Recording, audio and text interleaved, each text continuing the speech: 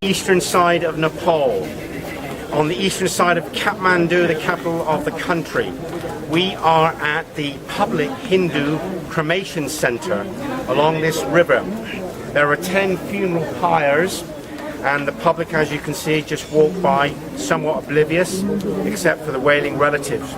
And the man being burnt, cremated behind me is from the Brahmin caste of the Hindu religion, the highest order. The man that's lived a near perfect life, and coincidentally he's rich and he's helped lots of people in his life, and his soul is being burnt, and his soul will never be destroyed during the crematorium. The cremation ceremony, members of staff here, you might say, obviously have to have a flair for the type of work that they do. It's pretty somber as an experience to come here as a traveller.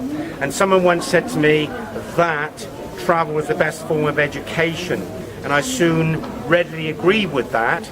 Although you can't measure in terms of examinations, travelling around the real world certainly comes into contact with all the disciplines that you would learn in academia. And it is a real eye-opener to come to this part of the world. Kathmandu boasts the highest concentration of United Nations heritage sites in the world, and there's no other city like Kathmandu on the planet. It is full of the spirits of the Hindus, full of temples. It is an absolute educator's paradise. It's a place where not everybody would want to come, because a few hours ago I saw a pyre being cremated here, and the man was telling me it takes about 3 to 4 hours to completely burn a human corpse.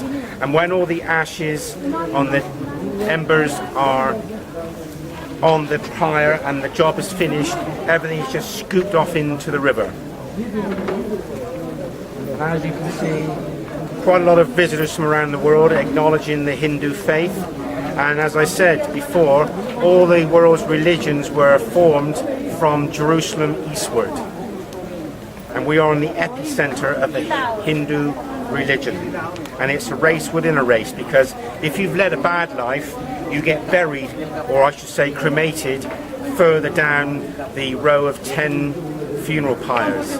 The first one, this one's vacant. Number 3, 4, 5, 6, 7, they're all in operation. As you can see from the video, the place is just oozing with smoke.